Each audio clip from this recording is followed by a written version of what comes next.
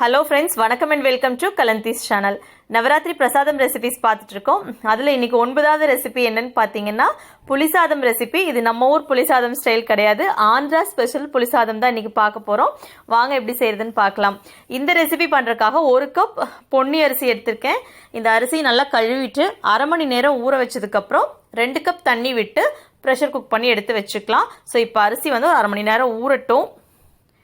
அரிசி ஊற வைக்கிறப்பே ஒரு பெரிய எலுமிச்சை அளவு புளியும் ஊற வச்சுருங்க. வெது வெதுப்பான தண்ணியில் புளி நல்லா ஊறட்டும். இதில் பார்த்தீங்கன்னா தாளிக்கிறதுக்கு வந்து கடலைப்பருப்பு, இந்த கடலைப்பருப்பு வந்து நம்ம அப்படியே தாளிக்கிறப்ப ரொம்ப கொஞ்சம் கெட்டியாக இருக்கும். இது வந்து தண்ணியில் ஒரு அரை மணி நேரம் ஊற வச்சுட்டு அதுக்கப்புறம் வறுத்துள்ளே போட்டிங்கன்னா நல்லா சாஃப்டாக இருக்கும், நிலக்கடலைப்பருப்பு மாதிரியே இருக்கும். ஸோ இப்போ அரிசி நல்லா தண்ணி வடிச்சிட்டு 1 கப்புக்கு 2 கப் தண்ணி. நீங்கள் இந்த மாதிரி வெரைட்டி ரைஸ் எல்லாம் செய்கிறப்ப சாதம் நல்லா பொழு பொழுன்னு உதிரியாக இருக்கிற மாதிரி வச்சிங்கன்னா தான் டேஸ்ட் நல்லாயிருக்கும். அதனால் நான் 2 கப் தண்ணி போதுமானது. இப்போ சாதம் வெந்தாச்சு. இந்த சாதத்தையும் வந்து நீங்கள் உடனே வந்து ஒரு அகலமான பிளேட்டில் மாற்றி வச்சிட்டிங்கன்னா சாதம் ஒன்றோட ஒன்று ஒட்டாமல் நல்லாயிருக்கும். ஒரு பிளேட்டுக்கு மாற்றி 2 ஸ்பூன் நல்லெண்ணெய் விட்டு கலந்து வச்சுருங்க. எப்போவுமே சாதம் வந்து இந்த மாதிரி வெரைட்டி ரைஸ் பண்ணுறப்போ நீங்கள் ஒரு பிளேட்டில் மாற்றிட்டு கொஞ்சம் எண்ணெய் விட்டு கலந்து வச்சிட்டிங்கன்னா அந்த சூடோடு இருக்கப்போ சாதம் வந்து அந்த கஞ்சியில் வந்து ஒன்றோட ஒன்று ஒட்டும், இப்படி ஒட்டாமல் இருக்கும். ஒரு கடாயில் எண்ணெய் ஊற்றி நல்லெண்ணெய் தான் எடுத்திருக்கேன். ஃபஸ்ட்டு நிலக்கடலை பருப்பு வந்து பொரிச்சு எடுத்துக்கோங்க. அதுக்கப்புறமா நம்ம ஊற வச்சிருக்கிற கடலைப்பருப்பையும் எண்ணெயில் போட்டு கொஞ்சம் வறுத்து எடுத்து வச்சுக்கலாம். இது எல்லாமே தனித்தனியாக வறுத்துட்டு நம்ம கடைசியாக புளி ஊற்றுறப்போ உள்ளே போட்டு கொதிக்க வச்சிடலாம். இப்போ எண்ணெயில் கடுகு பொரிஞ்ச உடனே கருவேப்பிலை, பச்சை மிளகாய்.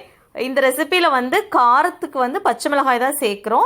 முக்கியமான இன்க்ரீடியன்ட் என்னென்னு பார்த்தீங்கன்னா இஞ்சி. நம்ம யாருமே வந்து புளி சாதத்துக்கு இஞ்சி சேர்க்க மாட்டோம். ஸோ இஞ்சி சேர்க்கணும். இஞ்சியோட ஃப்ளேவர் தான் ரொம்ப சூப்பராக இருக்கும். அப்புறம் கொஞ்சம் காஞ்ச மிளகாய், மஞ்சள் தூள். ஸோ மிளகாத்தூள் எதுவுமே ஆட் பண்ணுறதுல இந்த பச்சை மிளகாய், காஞ்ச மிளகாய் இந்த 2மே தான் வந்து நம்ம காரத்துக்கு சேர்த்துருக்கோம். ஸோ இஞ்சியோட காரமும் அதில் இருக்குது. எண்ணெயில் பொரியறதுனால கொஞ்சம் பெருங்காயம் போட்டுக்கோங்க. நான் கட்டி பெருங்காயம் தான் சேர்த்துருக்கேன். நீங்கள் தூள் பெருங்காயம் வேணும்னாலும் சேர்த்துக்கலாம்.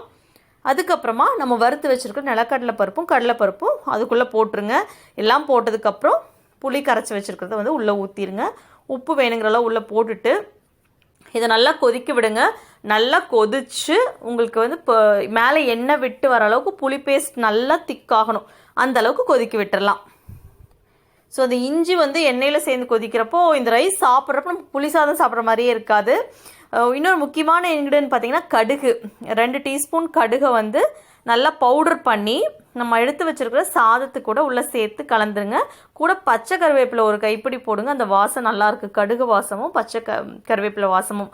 ஸோ இந்த புளி சாதத்துக்கு முக்கியமான இன்க்ரீடியண்ட்டே பார்த்தீங்கன்னா இஞ்சியும் கடுகும் தான். கடுகு பவுடர், அதுக்கப்புறமா இஞ்சி. ஸோ பேஸ்ட் வந்து நல்லா கெட்டி ஆயிடுச்சு. இப்போ எடுத்து வச்சிடலாம். இந்த பேஸ்ட் வந்து நம்ம நிறைய பண்ணி ஸ்டோர் பண்ணிக்கலாம். அப்பப்போ வேணுங்கிறப்ப போட்டு சாதத்தில் மிக்ஸ் பண்ணிக்கலாம். ஸோ அளவான சாதத்துக்கு ஏற்ற அளவுக்கு வந்து நீங்கள் பேஸ்ட் போட்டு கலந்துருங்க. அந்த கடுகோட ஃப்ளேவரும் அந்த இஞ்சியோட வாசனையும் வந்து இது புளி சாப்பிட்டா புளி சாதம்னு நம்ம சொல்ல மாட்டோம். புளியோட டேஸ்ட்டே வந்து இங்கே டாமினேட் பண்ணாது. அந்த கடுகும் இஞ்சியோட வாசம் தான் அவ்வளோ சூப்பராக இருக்கும். இது நீங்கள் 1 நாள் 2 நாள் நம்ம எப்படி புளி சாதம் செஞ்சு எடுத்துகிட்டு போவோம், ட்ராவல் பண்ணுறப்போ அதுக்கெல்லாம் தாராளமாக எடுத்துகிட்டு போகலாம். பிரசாதத்துக்கும் வந்து ரொம்ப ஆப்டான ரெசிபி இது.